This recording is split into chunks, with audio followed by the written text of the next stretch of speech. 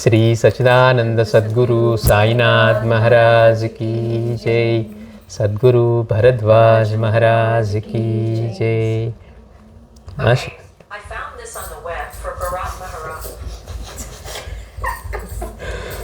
గారిని ఒక భక్తులు అడుగుతూ ఉన్నారు, మాషి గారు సాయి పూనకాల ద్వారా ఏమీ చెప్పడంటారేమి?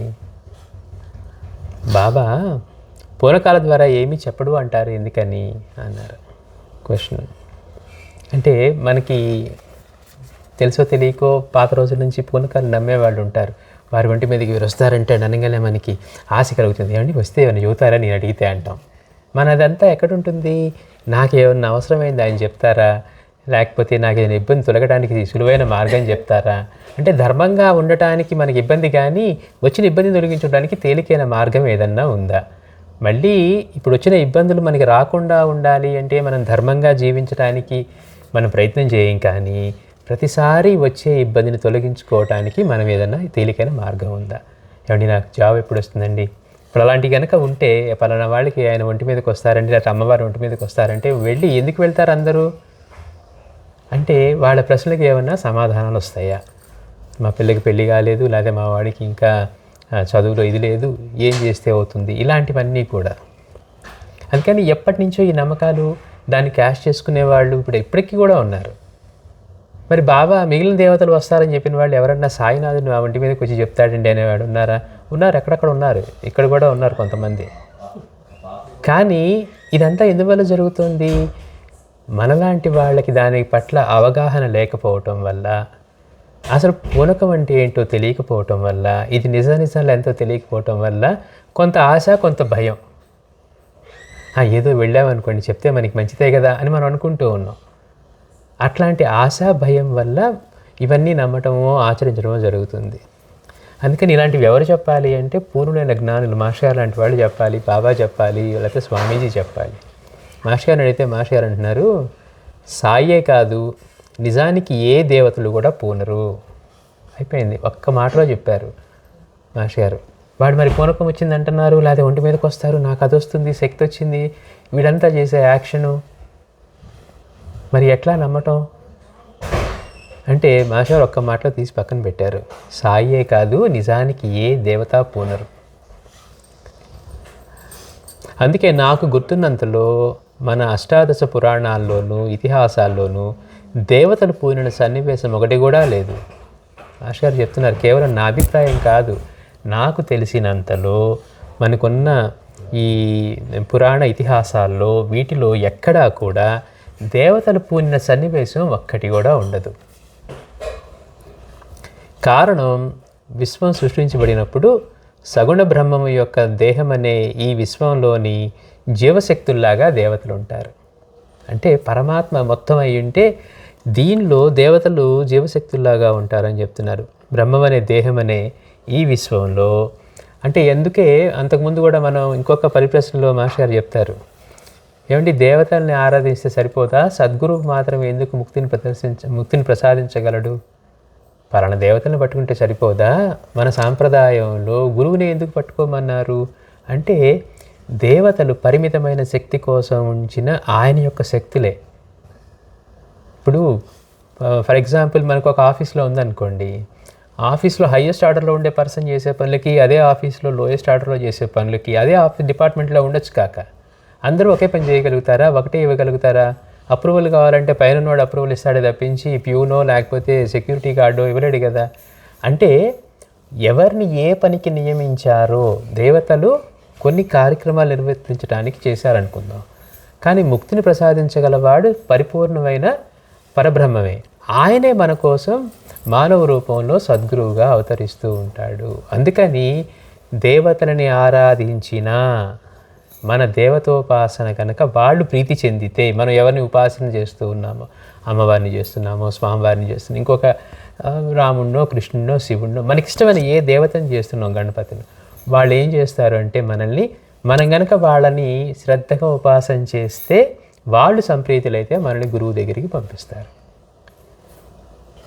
అందుకని మాస్టర్ గారు అంటున్నారు, విశ్వం సృష్టించబడినప్పుడు సగుణ బ్రహ్మము యొక్క దేహం అనే ఈ విశ్వంలోని జీవశక్తుల్లాగా దేవతలు ఉంటారు.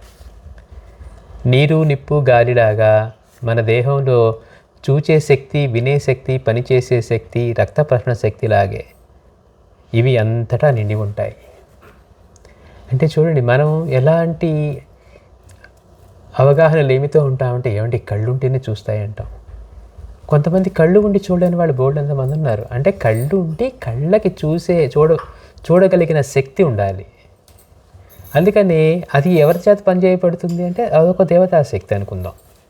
అంటే మనకు అవయవం ఉండగానే ఇప్పుడు కొంతమంది చూపు లేని వాళ్ళకి కూడా వాడికి కళ్ళు ఇలానే మనలాగే ఉంటాయి, కానీ వాడికి కనపడదు. అంటే చూసేది కన్నా కన్నులో చూడగలిగిన శక్తి. మనం నిద్రపోతూ ఉన్నా కానీ కళ్ళు మూసుకొని కలలుగంటే అన్నీ బ్రహ్మాండంగా చూస్తాం మనం. మరి చూస్తున్నది ఏంటి? కన్ను చూస్తోందా, ఇంకేం చూస్తోంది అని ఆలోచిస్తే మనకు అర్థమవుతుంది. అందుకని మాస్టర్ గారు అంటున్నారు, నీరు నిప్పు గాలిలాగా మన దేహాల్లో ఎట్లయితే అంతటా వ్యాపించి ఉన్నాయో మన దేహాల్లో కూడా చూసే శక్తి, వినే శక్తి, పనిచేసే శక్తి, ఇవన్నీ ఎట్లా అయితే దేహం అంతా రక్త ప్రసరణ శక్తి ఎలా అయితే ఇవంతటా నిండి ఉన్నాయో, గంగాళంలోని సాంబార్లో కలిపిన ఉప్పు, పులుపు వగరేలాగా అంతటా ఉన్నాయి. సాంబార్లో ఇప్పుడు ఉప్పు పులుపు కలిపారనుకోండి, ఏమంటే ఈ గరిటలో తీసుకుంటేనే ఉంటాయి, లేకపోతే ఈ అంచునే ఉంటాయి, లేకపోతే మధ్యలో ఉంటాయి, అడుగులు ఉంటాయని ఉంటాయా? మొత్తం కలిసిపోయి ఉంటాయి. అట్లా దేహంలో మనకి ప్రతి అణువు ఎట్లయితే ఈ దేహం అంతా నిండి ఉందో రక్త ప్రసరణ శక్తి, వినే శక్తి, చూసే శక్తి, ఇట్లానే అంతటా కూడా దేహం అంతటా నిండి ఉంది అని అంటున్నారు.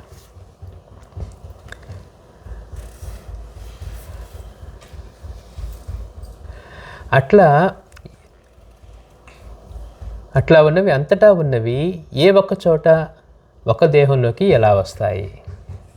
ఏమంటే ఇక్కడ మాత్రం ఇది ఉంటుందని మనం చెప్పగలమా? ఇప్పుడు ఎవరికన్నా పూనారు అంటే పలానా దేవత నన్ను పూనిందంటే అక్కడున్న దేవత మొత్తం వచ్చి వీళ్ళకి రావాలి. అంతటా వ్యాపించి ఉండేది, లేకపోతే ఆ శరీరంలో, విశ్వం అనే శరీరంలో, పరమాత్మ యొక్క సగుణం అనే విశ్వం అనే శరీరంలో వాళ్ళంతటా జీవశక్తిగా నిండి ఉన్నప్పుడు మళ్ళీ ఇంకొక శరీరంలోకి, అంటే ఒక అంతటా వ్యాపించి ఉన్నది మళ్ళీ ఒక పరిమితమైన వస్తువులోకి ఎలా రాగలుగుతుంది అంటున్నారు మాస్టర్. మనం ఆలోచించవలసిన విషయం అది. అందుకని అంతటా ఉన్నవి ఏ ఒక్క చోట ఒక్క దేహంలోకి ఎలా వస్తాయి అంటే అది పరిమితం అయిపోతుంది.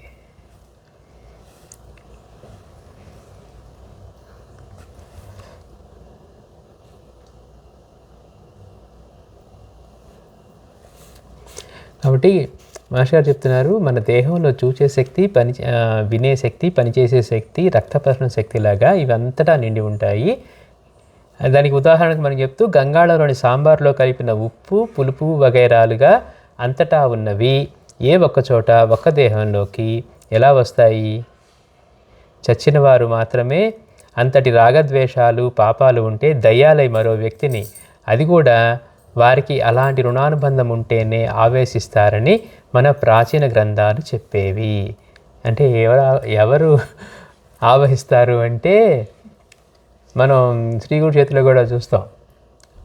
ఆ బ్రాహ్మణుడు పట్టుకొని ఇట్లా, అంటే కొంతమందిని, అందుకే అంటారు మాస్టర్ గారు, చచ్చిన వారు మాత్రమే అంతటి రాగద్వేషాలు. మనం అనుకుంటాం, నేను ఒకటి పట్టానంటే వదలండి, వాళ్ళ మీద నాకు పగో కోపం ఉందంటే నేను పోయినా కానీ అది మాత్రం పోదంటాం. మనల్ని ముంచుతుంది అది, అంతకంటే ఏమీ లేదు. మనం అది గొప్ప అనుకుంటూ ఉండొచ్చు, మనల్ని ముంచేవేంటి? రాగద్వేషాలే. వాటిని ఎంత తేలిగ్గా వదిలించుకుంటామో బాబా చెప్పారు, ఒరే ఇన్నెక్కడున్నాయి, ఇచ్చేవాడెవడు, తీసుకునేవాడెవడు, ఇవ్వబడుతుంది ఏంటి, తీసుకోబడుతుంది ఏంటి ఆలోచించు అన్నారు. లేదండి వాళ్ళతో నాకు పరమ శత్రుత్వం అయిపోయింది. అలా శత్రుత్వం వహించే మనకి బాబా చరిత్రలో బాబాతో పరిచయం ఉన్నవారు సైతం పాము కప్పలుగాను మేకలుగాను పుట్టారు. అంటే అంతటి మహాత్ముడి యొక్క సాన్నిధ్యం లభించినా కూడా మనలో రాగద్వేషాలు కనుక బలంగా ఉండి మన గుణాలంతా బలహీనంగా ఉంటే మనం కూడా అధోగతే. నేను అది చేస్తానండి, ఇది చేస్తానండి, అమ్మవారి పారాయణ చేస్తానండి, లలితా సహస్రనామం చేస్తానండి, 4 అరిషడ్ వర్గాలు మాత్రం బలంగా ఉన్నాయండి, నేను పగపట్టానంటే అదండి ఇదండి అని గొప్పగా చెప్పుకుంటూ ఉంటారు. అంటే మనకి రాబోయేది కూడా అలాంటి పాము కప్పో మెడతో ఇట్లాంటి జన్మలే తప్పించి మనకి వేరే ఏముండవు. అందుకని రాగద్వేషాలని పలచన చేసుకోవడం కోసమే అన్ని రూపాల్లో నేనే ఉన్నాను, నువ్వు ఎవరి పట్ల ఏ భావం వహించినా అది నాకే చెందుతుందని సాయి మనకి అంతగా అనుభవపూర్వకంగా తెలియజేసింది. కనుక దేవతలు సాయి ఎప్పుడు ఎవరిని పూనరు. మాస్టర్ గారు అంటున్నారు, చచ్చిన వారు మాత్రమే అంతటి రాగద్వేషాలు పాపాలు ఉంటే దయ్యాలై మరో వ్యక్తిని, అది కూడా వారికి అలాంటి రుణానుబంధం ఉంటేనే, ఎవరిని పడితే వాళ్ళని పట్టుకోవట, వాళ్ళతో ఉన్న రుణానుబంధం వల్లనే వాళ్ళని పట్టుకుంటాయట, ఆవేశిస్తారని మన ప్రాచీన గ్రంథాలు చెప్పేవి. ఒక సకల దేవతా స్వరూపం విశ్వవ్యాపి అయిన సాయి ఎలా పూంతారు? అంతటా నిండి ఉన్న ఆయన వీళ్ళలో ఆల్రెడీ ఉన్నవాడు, మళ్ళీ వీళ్ళనే పూనటం ఏంటి? అంతటా నిండి ఉన్న చైతన్యం మళ్ళీ ఇంకొక రూపంలో ఎట్లా పూనుతారు? అది మా మాస్టర్ గారు అంటుంది. ఇది తెలియని ఒకరు తమను సాయి పూనారని చెప్తూ, సాయి చెప్తున్నట్లుగా మాట్లాడుతూ, ఇప్పుడు నేను ఇక్కడున్నాను, షిరిడీలో లేను అన్నారు. నేను ఎప్పుడు నా భక్తుల వెంట నుండి కాపాడుతూనే ఉంటాను అన్న సాయి సూక్తి ఏం కావాలో. అమాయకులు దొరికారనుకోండి, 4 బాబా లీలలు చెప్పేసి వాళ్ళకి ఏదో ఆయనలాగా కఫ్ని వేసుకొని తలకు కట్టేసుకొని, ఇప్పుడు ఎంతోమంది ఉన్నారు పిచ్చివాళ్ళని చేస్తూ తిరుగుతూ ఉంటే, మనం కూడా వెర్రి వాళ్ళలాగా వాళ్ళ వెంట తిరుగుతూ ఆయనకు కూడా ఒంట్లోకి వస్తారంటండి, ఆయన మనకి ఏం చెప్తారనేట్లుగానే ఉన్నారు. ఇక్కడ మన ఏరియాలో అలా మోసం చేసేవాళ్ళు కూడా ఉన్నారు. కానీ సాయి భక్తి పట్ల నిజమైన అవగాహన ఉంటే, సాయి యొక్క తత్వం ఏంటో తెలిస్తే, బాబా ఇచ్చిన మాట ఏంటో మనకు అర్థమైతే ఎంత పిచ్చితనంగా అనిపిస్తాయో. అందుకని మాస్టర్ గారు అంటున్నారు, ఇప్పుడు నేను ఇక్కడే ఉన్నాను, షిరిడీలో లేను అంటే, బాబా ఎప్పుడు తమ భక్తులతో ఉంటానని చెప్పిన సాయి మాట ఏం కావాలి?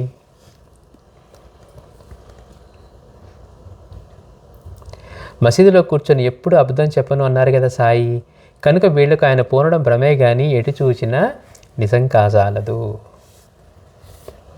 కాకుంటే ఒక్కొక్క వ్యక్తి సాధనా బలం వలన ఈ జన్మలో అప్పుడప్పుడు మంచి రేడియో రిసీవింగ్ సెట్లా తయారై సర్వగతుడై తమ హృదయంలో ఉన్న దైవశక్తిని రవ్వంత అందుకొని కొన్ని సమయాల్లో మనకి తెలియని నిజాలు చెప్పవచ్చు. అంటే ఏంటి? ఎవరైనా చెప్పగలిగారు కొన్ని అంటే, ఒక్కొక్కసారి ఇప్పుడు మన కళ్ళ ముందే ఎంతో ఎలక్ట్రోమాగ్నెటిక్ వేవ్స్ ఉన్నా కానీ ఒక్కడ చూడలేం. అదే మన ఫోన్కి చూడండి, ఎవరు ఎక్కడి నుంచి ఒక రింగ్ ఇవ్వగానే మరి ఫోన్కి ఎలా అందుతుంది? దానికి ఆ రిసెప్షన్ పవర్ ఉంది, వాటిని గుర్తించే కెపాసిటీ మనకి లేదు. అలాంటి ఇప్పుడు ఎలక్ట్రోమాగ్నెటిక్స్ కానీ ఇక్కడ వేవ్సే లేవండి అని చెప్పగలమా మనం? అంటే దాన్ని రిసీవ్ చేసుకున్న, ఇప్పుడు ఇది రిసీవ్ ఎట్లా చేసుకుంటుందో అలాంటి స్థాయి మనకుంది అనుకోండి, దాన్ని మనం అందుకోగలిగితే మనకు కూడా తెలుస్తాయి. అట్లా ఇప్పుడు మహాత్ముల దగ్గరికి వెళ్తాం, కొంతమంది మహాత్ములు ఎట్లా ఉంటారు, మనం ఏదైనా ప్రశ్న వేస్తే అలా కొంతసేపు కళ్ళు మూసుకొని వాళ్ళు ధ్యానం చేసి చెప్పగలుగుతారు, చెప్తారు. మహాత్ములు అలా చెప్పిన వాళ్ళు ఉన్నారు. అదే వాళ్ళ సాధన బలీయమైంది అనుకోండి, వాళ్ళంతసేపు కళ్ళు మూసుకొని మళ్ళీ వాళ్ళు ధ్యానం చేయక్కర్లేదు. సాయినాథుడి దగ్గరికి వస్తే అన్నీ తెరిచిన పుస్తకాలే. మనం ఎక్కడ ఉన్నాము, ఏ ఖండాంతరంలో ఉన్నాము, ఏ కాలానికి చెందిన వాళ్ళు ఉండడానికి సంబంధమే లేదు, అన్నీ తెరిచిన పుస్తకమే. ఆయన కళ్ళు మూసుకొని ధ్యానం చేసి చెప్పే పని ఉండదు. మాస్టర్ గారు అట్లానే, స్వామీజీ అట్లానే. అలా కాకుండా సాధక స్థాయిలో ఉన్నవాళ్ళు కానీ, గతంలో సాధన చేసిన వాళ్ళు కానీ, వాళ్ళకి ఎప్పుడన్నా అనుకోకుండా వాళ్ళలో అంతకుముందు చేసుకున్న సాధనా బలం వల్ల కానీ, ఇప్పుడు చేస్తున్న దాని వల్ల కానీ కొద్ది క్షణాలు కనుక మనలో ఉన్న దైవత్వం ఎక్కడో లేదు, మనలోనే ఉంది. మనలో ఉండబట్టే మనం జీవించి మనం ఏ పని చేయకుండా కానీ లోపల ఇన్ని జరుగుతూ ఉన్నాయి. నేను దేవుడిని నమ్మనండి అన్నా కానీ పాప మన లోపల నుండి చేస్తూనే ఉంటాడు, తిరిగిస్తూనే ఉంటాడు, రక్త ప్రసరణ చేస్తూనే ఉంటాడు, మనలో అన్ని విధాలుగా ఆయనే పనిచేస్తూ ఉంటాడు. నేను దేవుడిని నమ్మనండి, నేను కదా కష్టపడి చేసుకుంది. అజ్ఞానం ఉన్నంతసేపు అజ్ఞానంలోనే ఉంటాం, చేసుకునే పనుల వల్ల తర్వాత అధోగతి పాలై రకరకాల జన్మలు వచ్చినా కానీ దానికి మనమే బాధ్యులం. కానీ గుర్తించిన వాడు ఏమంటాడు? కృతజ్ఞతతో ఉంటాడు, తన ఉన్నతి కోసం ప్రయత్నిస్తాడు, అన్నీ సంతోషంగా అనుభవిస్తూనే పక్కన వాళ్ళతో రాగద్వేషాలు లేకుండా వాడు సంతోషంగా ఉండి నలుగురిని సంతోషంగా ఎలా ఉంచాలి, ఉన్నతంగా ఎలా ఎదగాలి, తన శ్రేయస్సుకి ఏం చేసుకోవాలని ఆలోచిస్తాడు. బాబా ఏం చెప్తున్నారు? మసీదులో కూర్చొని ఎన్నడూ అబద్ధం చెప్పన్నారు కదా, కనుక వీళ్ళు ఆయన పూనడం అనేది భ్రమే కానీ ఎటు చూసినా నిజం కాజాలదు. కాకుంటే ఒక్కొక్క వ్యక్తి సాధనా బలం వల్ల ఈ జన్మలో అప్పుడప్పుడు మంచి రేడియో రిసీవింగ్ సెట్లా తయారయ్యి సర్వగతుడై తమ హృదయంలో ఉన్న దైవాన్ని రవ్వంత అందుకుని కొన్ని సమయాల్లో మనకి తెలియని నిజాలు చెప్పవచ్చు. కానీ ఈ సామర్థ్యం కూడా వారి ఆధీనంలో ఉండదు, మన మనస్సే మన ఆధీనంలో ఉండదు. చూడండి, ఒక్క క్షణం మాస్టర్ గారు అంటారు, మాస్టర్ గారి దగ్గరికి వచ్చి ఒకనాడు, ఏంటి మాస్టర్ గారు మీరు ఇంత చదువుకున్న వారయ్యండి, ఇంత గొప్పవారయ్యి, ఇంత కాలేజీలో లెక్చర్ అయ్యండి, మీరు కూడా పటాలు పెట్టి పూజించడమా, ఇదంతా అవుట్ అయ్యేది కదా అన్నారట. అన్నీ మనమే సాధించుకుంటామంటే అట్లానా? అయితే మనం ఏం సాధించగలమో చూద్దాం. ఒక్క నిమిషం పాటు నీ వాచ్ని డైల్ని చూడు, నీ మనసు ఎంత నిగ్రహంతో ఉంటుందో చూద్దాం అన్నట్టు. మనల్ని మనం సాధించుకోవాలంటే మనకు ఇది కంట్రోల్ ఉండాలి కదా. మనం కనుక వాచ్ డైల్ని చూస్తూ మొదలు పెడితే ఒక క్షణం 2 క్షణాల తర్వాత మన మనసులో ఆలోచన వస్తుంది, మన డైల్ ఏంటి ఇలా ఉంది, బాగా మురిగిపెట్టింది ఏంటి, లేకపోతే మనం తొడవలేదా అనిపిస్తుంది. పక్కన వాళ్ళ డైల్లో అది ఉందనిపిస్తుంది, అంతకుముందు చూసిన డైల్లో ఇంకేదో ఉందనిపిస్తుంది, అరే మంది మెరవట్లేదే చీకట్లో అనిపిస్తుంది. అంటే మన మనసు ఎలా ఉంటుంది, మనసు దాని మీద పెట్టి వేరే ఆలోచన లేకుండా ఆ తిరిగే సెకండ్స్ ముళ్ళుని చూడమంటే అది 60 సెకండ్లు అక్కడ రావడానికి పెట్టే లోపల మనకి 1000 ఆలోచనలు వస్తాయి. అంటే కొద్ది క్షణాల పాటు, నిమిషాలు కాదు, కొద్ది క్షణాల పాటు మన మనసుని మనం నియంత్రించుకోలేని మనం ఏం సాధించగలం మనసుతోటి? అందుకు ఆయనకి అర్పించమంది. బాబా అంటున్నారు, నిరంతరం నా గురించి చింతన చేస్తూ నీ మనసు నాపై పెడితే దాన్ని శుద్ధం చేసి తిరిగిస్తానంటున్నారు. ఆయన స్వరూపంగా మార్చిస్తానంటున్నారు. ఆయన స్థితే మనకిస్తానంటున్నారు. వద్దు బాబా, మాకు అవన్నీ వద్దు, మేము ఇప్పుడు ఇక్కడ చిన్న చిన్న ఏరుకొని ఇక్కడే ఉంటామంటున్నాం. ఆ ఏరుకుందాం అనుకునే దొరకట్లేదనే కొట్టుకులాడుతున్నాం. చూడండి గమ్మత్తు. ఈ ఉద్యోగం వస్తే అది వస్తుంది, అది వస్తే ఇది వస్తుంది, ఇట్లానే కొట్టుకుంటున్నాం. కానీ బాబా ఇస్తానన్న దాన్ని తీసుకుందామనే ఆలోచనే లేదు. అందుకని ఈ చెప్పగలిగిన సామర్థ్యం కూడా వారి ఆధీనంలో ఉండదు. నిర్మోహమాటంగా చూస్తే వారు చెప్పేది ఒకసారి రైట్ అయితే ఒకసారి తప్పు అవుతాయి. అటువంటప్పుడు వారు మనకేమైనా చెప్పినా అది కాలగతిలో నిజమో అబద్ధమో తెలిసేదాకా మనకు సత్యం తెలియని వారమే. మనం వెళ్ళాము, అడిగాము, నీకు 4 ఏళ్ళు అవుతుందమ్మా అన్నారు అనుకుందాం. వాడు చెప్పింది నిజముగా తెలియాలంటే ముందు 4 ఏళ్ళు వేచి ఉండాలి. నీకు 4 ఏళ్ళ తర్వాత లాటరీ తగులుతుంది, నువ్వేం కష్టపడద్దు అన్నారు అనుకో. అది ఇప్పుడు వినటానికి బాగానే ఉంది. 4 ఏళ్ళ తర్వాత లాటరీ తగులుతుందంటే ఇంకా మనం పని చేయక్కర్లేదు, వీసాలతో పని లేదు అనుకుంటాం. కానీ ఆయన అది చెప్పింది నిజమో కదా తెలియాలన్నా కనీసం 4 ఏళ్ళు పడుతుంది. ఆ 4 ఏళ్ళ తర్వాత నిజం కాకపోతే ఏమవుతుంది? కనుక మనం సత్యం తెలియని వారమే. అందుకే అట్టి అనుభవాలు వారి లోకానికి చాడడం వలన తమకు భ్రమతో తమను ఆశ్రయించిన వారిని అన్ని విధాలా ప్రక్కదారి పట్టించి పాపానికి ఒడిగడతారు. వాళ్ళ తప్పు కాదు, వాళ్ళ ఆశతో వాళ్ళు ఉన్నారు, వాళ్ళ భ్రమలో వాళ్ళు ఉన్నారు. ఏమీ లేకపోయినా నిజంగా నేను ఎప్పటి నుంచో చేస్తున్నా, నాకు వచ్చే ఉంటాయి అనుకుంటారు. యాదృచ్ఛికంగా ఒకటి కనెక్ట్ అయిన ఒక మాట చూసావా నాకు తెలిసిపోతున్నాయి అనుకుంటారు. చూడండి గమ్మత్ అది. అందుకని వాళ్ళని, అట్లాంటి వాళ్ళ దగ్గరికి వెళ్ళిన వాళ్ళని ప్రక్కదారి పట్టిస్తారు. ఎప్పుడు సర్వాత్మస్థితిలో ఉన్న సద్గురువునే ఆశ్రయించమని కృష్ణుడు, ఋషులు చెప్పారు. కానీ పూనకాల వాళ్ళ గురించి చెప్పకుండటం లోకహితంగా ఋషులు, సాయి వంటి మహనీయులు తలచారు. వీళ్ళు ఇలా చెప్పే వాళ్ళని ఆశ్రయించడం చెప్పలేదట. కృష్ణుడు చెప్పినా ఎవరు చెప్పినా వెళ్ళి ఇట్లాంటి జ్ఞానులను ఆశ్రయించమన్నారే తప్పించి ఇదిగో పూనకాలు చెప్తారు, వాళ్ళు వచ్చి పోతారు, వాళ్ళని ఆశ్రయించండి అని ఎక్కడా ఎవరు చెప్పలేదు. అది నిజమే అయితే, అలా కనుక అందుబాటులో ఉండే మాట అయితే వాళ్ళు చెప్పి ఉండేవారు. జిల్లెలిమూడి అమ్మ ఆమెపై పూనుతున్నారని కొందరు, సత్యసాయి పూనుతున్నారని కొందరు గోల పెట్టారు. వారు ఉన్నప్పుడే మనకి బాపట్ల దగ్గర ఈ పొన్నూరు బాపట్ల మధ్యలో జిల్లెలిమూడి అమ్మలు ఉండేవారు. సాక్షాత్తు రాజరాజేశ్వరి అవతారం అనేవారు. మన పూర్ణానంద స్వామి వారు కూడా ఆవిడ సాక్షాత్ అమ్మవారు. చూస్తానికి గృహిణిలాగే ఉంటుంది. ఎంతమంది భక్తులు, మనకు అవేం తెలియదు.